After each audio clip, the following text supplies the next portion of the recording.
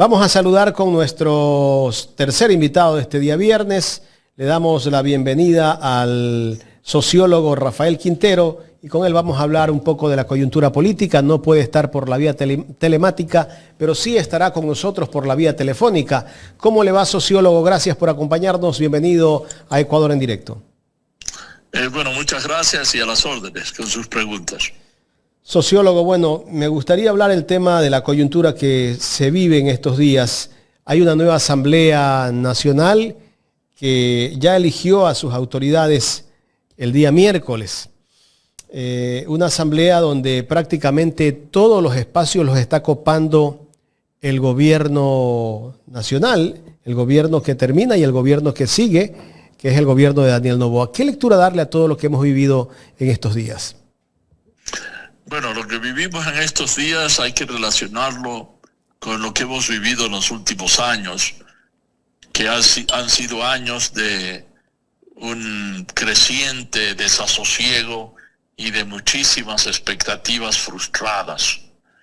La gran frustración para la población ecuatoriana en su mayoría provino con esa fatídica decisión que se tomó, no sé si entre gallos y medianoche o con consensos equivocados, de postular una candidatura de un tipo que no tenía la más mínima credencial para ocupar la presidencia de la República. Me refiero al licenciado Lenín Moreno Garcés. Para continuar supuestamente un programa que había sido truncado por la falta de resolución política de los colectivos que durante 10 años impulsaron cambios, pero que fueron cambios prácticamente de una modernización de la estructura económica capitalista del país. Buenas obras de infraestructura, centrales hidroeléctricas, etcétera, etcétera, etcétera. Ya todo el mundo conoce eso. Pero lo que no se pudo o no se tuvo la voluntad política suficiente para realizar y que dizque se dejó como herencia al señor Moreno, fueron 3 reformas fundamentales que sí hubieran creado, de haberse hecho, una gran base social nueva de apoyo a la modernización con reformas sociales, con justicia social, con el advenimiento de una nueva época en el Ecuador. ¿Me refiero a qué? Primero, a reforma agraria, que en el Ecuador nunca se hizo. Los militares en los años 60 lo que hicieron fue la entrega de los guasipungos, pero no entregaron la tierra a los pobres del campo. Entonces, sí, también el correísmo, como ahora se lo llama, prometió reforma agraria, incluso le cambió el nombre. Rafael Correa lo llamó revolución agraria. ¡Qué bien! Es lo mismo, reforma o revolución, en este caso. Pero había que hacer algo, pero se lo dejó encargado a Lenín Moreno. No se hizo reforma agraria. La segunda gran reforma estructural social se refería también a la revolución urbana. Se prometió resolver el problema de miles de centenares de miles de familias sin casa, sin vivienda. Esa es una necesidad muy sentida por la cotidianidad que significa entrar a usted a su casa propia, tener agua potable, electricidad, alcantarillado y los bienes urbanos que consume, transporte, etcétera, etcétera. ¿Cuántos se construyeron durante 10 años? 300,000 viviendas, en gran mayoría derivadas de los fondos de los propios miembros del Seguro Social, de la membresía al Seguro Social.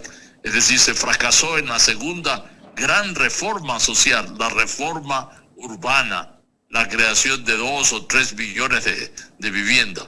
Fíjese usted, ¿por qué tiene apoyo la revolución bolivariana en Venezuela? En Venezuela acaban de entregar creo que el número 5.604.000 viviendas. Figúrese esa cifra, ahí se está resolviendo el problema. ¿Y cómo lo hacen? ¿Y cómo lo hacen ellos si es un país bloqueado? ¿Perdón? ¿Es un país que está bloqueado? ¿Cómo financia? Pero si el petróleo se vende al mejor postor, entonces lo hacen con los recursos que tiene el país. Y nuestro país es riquísimo, y igualmente como Venezuela. Entonces esa es la segunda reforma que se frustró, que no se hizo. La tercera, ojo, que tampoco se logró hacer, y da pena, da lástima que esto se lo tenga que recordar yo a la población que me escucha. Es una campaña real de alfabetización de la población, de darle la cultura mínima de las letras en los varios idiomas. En nuestro país se hablan 14 idiomas, ojo. Entonces, se trataba de realmente invertir en educación. Pero al primer ministro de Educación que se nombró es el del anterior gobierno, a un amigo del anterior gobierno, al señor Vallejo. Y él no impulsó la alfabetización del país.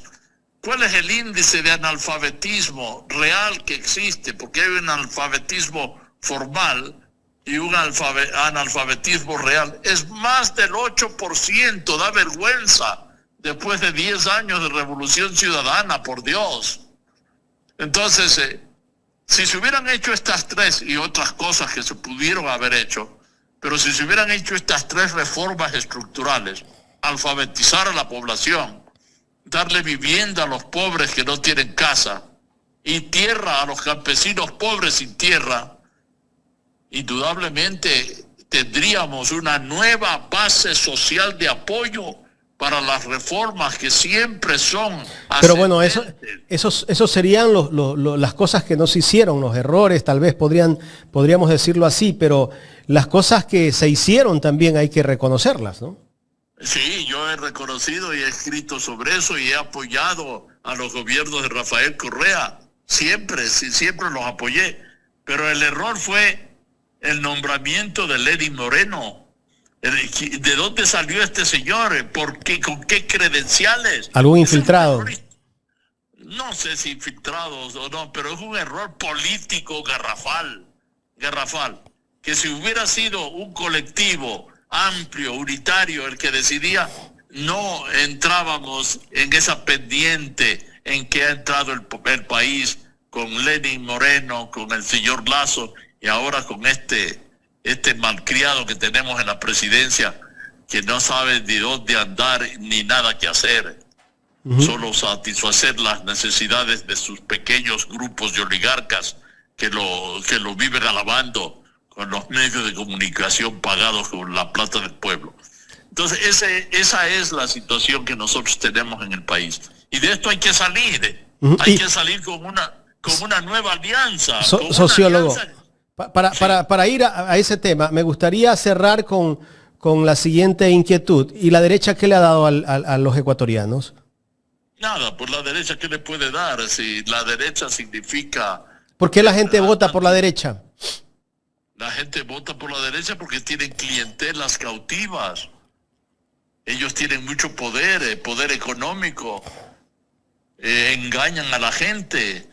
Pero una población alfabetizada, con cultura política ascendente, con tierra en el campo, con casas dignas de habitar, en un movimiento ascendente de las masas. Pero también de nuestro país. Hay una gran población alfabetizada. Hay gente profesional que hemos visto que salieron de la pobreza, llegaron a la clase media y resulta que ahora son los odiadores de quien los sacó de la pobreza. No creo. Yo conozco algunos. Bueno, siempre hay indudablemente despistados, porque esa población suelta no fue integrada a un proceso de cambio del conjunto de la sociedad ecuatoriana, con un nacionalismo que lo empodere como ciudadano real. Nosotros en nuestro país, al no haberse hecho estos cambios fundamentales, estamos a la deriva prácticamente. Imagínense usted lo que significaría haber proporcionado unos 2 millones de viviendas a los pobres sin casa, tierra a los campesinos sin tierra, porque la reforma agraria, mire, el último censo, porque se debió comenzar por eso, Yo alguna vez le propuse al gobierno del cual me estoy refiriendo que escojamos 3 provincias, una de la sierra, otra de la Amazonía y otra de la costa, y que durante un año se haga una reforma agraria experimental en estas provincias. Que en Galápagos no es como hacer nada de eso porque no es necesario. Sí, le interesó a quien yo le propuse la idea, le interesó. Sí, muy interesante, pero no se realizó. Entonces ahí en esas 3 provincias lo inmediato que debió haberse hecho es un censo agropecuario para ver cuáles son las inequidades frente a la tierra, a los bienes agrarios, pero no se hizo. Es decir, no hubo voluntad política suficiente, y eso es el tema que justamente el país tiene que resolver. Pero estamos en ciernes, estamos en un... pero con este gobierno es difícil. Imposible, pues la derecha solo mira sus bienes inmediatos, la acumulación de riqueza para unos cuantos, por eso son oligarcas. Este es el gobierno más oligarca que ha tenido el país en toda su historia. Sí. Solo, mira, de aquí van a salir muchos ricos y muchos ricos que son profesionales de la prensa, de los medios, etcétera, porque está gastando muchísimo en eso. Hay que preguntarle al gobierno cuánto gasta en medios de comunicación para comprar periodistas y comunicadores, sí, y los medios de comunicación. Entonces esa es la desgracia que existe en nuestro país. Una frustración que indudablemente nos lleva a la necesidad de organizarnos más en términos de grandes alianzas, pero del pueblo para el pueblo. ¿Qué le espera al país los próximos 4 años? ¿Qué nos puede esperar? Con este gobierno nada. El país no puede sino seguir una pendiente descendiente, ¿sí?, del subdesarrollo, de la desnacionalización, de la entrega de la riqueza natural de nuestro medio ambiente. Hasta Galápagos está desprotegido. Hasta Galápagos se quiere entregar una base militar prohibida por la Constitución, porque además, como aquí no vivimos en una democracia, el señor Noboa es un dictador. Yo escribí el 5 de enero un folletito que se llama La dictadura de Daniel Noboa, sí, que circuló en su momento. Algún momento se lo voy a obsequiar a usted. Gracias. Es un pequeño folletito de unas 20 páginas sobre lo que significa justamente esta dictadura del señor Daniel Noboa. Y él quiere perfeccionar esa dictadura. Y para eso le sirven una serie de corporaciones con las cuales justamente quiere ahora profundizar esa dictadura y llevarnos a una situación de terror, asustando a la población, porque lo que se viene es lo que antes se llamaba fascismo y que realmente es una dictadura de las corporaciones usando el terror como arma política para amedrentar a la población e inmovilizarla. Eso es lo que se viene en nuestro país, al mando de este señor. ¿Y cuánto puede aguantar la gente todo lo que se viene? Bueno, eso es una pregunta muy difícil de responderle. No se puede responder eso. La situación de aguantar esto dependerá del grado de organización y no estamos muy organizados, mi estimado amigo. O sea, eso quiere decir que la gente va a aceptar todo lo que imponga el gobierno. No, va a haber resistencia, pero puede ser una resistencia más pasiva que activa, porque la gente tiene miedo, vive en zozobra. La gente que es atemorizada por los asesinatos conjuntos de todo tipo de población. Eso está dado para atemorizar, aterrorizar a la población de nuestro país en todas las regiones. Entonces, miren qué ha caído este país después de haber vivido, dizque 10 años ascendentes de cambios, pero que fueron interrumpidos, truncados por la imposibilidad de tomar decisiones que ameritaba ante la historia que sean tomadas. La redistribución de la tierra, hacer justicia social en el campo, cultura para los que requieren la cultura, alfabetización en los 14 idiomas que tiene nuestro país, porque este es un país plurinacional, plurilingüístico.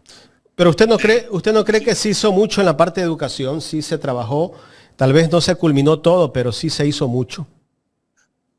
Yo estoy de acuerdo con usted, pero le estoy señalando que las limitaciones, esas 3 que le estoy dando, hubieran creado un nuevo país. No nos interesa solamente la modernización. Se hicieron las escuelas del milenio. Yo estoy de acuerdo, siempre estuve de acuerdo. Son realmente destacadísimas cosas. Yo apoyé siempre a la Revolución Ciudadana desde el Partido Socialista Frente Amplio. Fui presidente de ese partido cuando se apoyó. Había otras gente que estaban en contra y que ahora están, y que estuvieron naturalmente con Moreno. Ellos estuvieron con Moreno, usted lo sabe perfectamente. No estoy desconociendo lo que se hizo, estoy siendo crítico por lo que no se hizo y que debió haberse hecho. ¿Por qué? Porque se prometió hacerlo. Claro. Las 3 cosas, revolución agraria, revolución urbana, alfabetización, se prometió. ¿Por qué no se hizo? Esa es la pregunta. Con esto termino, mi estimado amigo, porque tengo que seguir mi viaje. Gracias. Un gusto enorme. Sociólogo. Un abrazo. Hasta luego, ¿no? Hasta luego. El sociólogo Rafael Quintero, conversando con nosotros aquí en Ecuador en directo, no pudo conectarse vía telemática porque tuvo que salir, pero en todo caso hemos conversado unos minutos vía telefónica.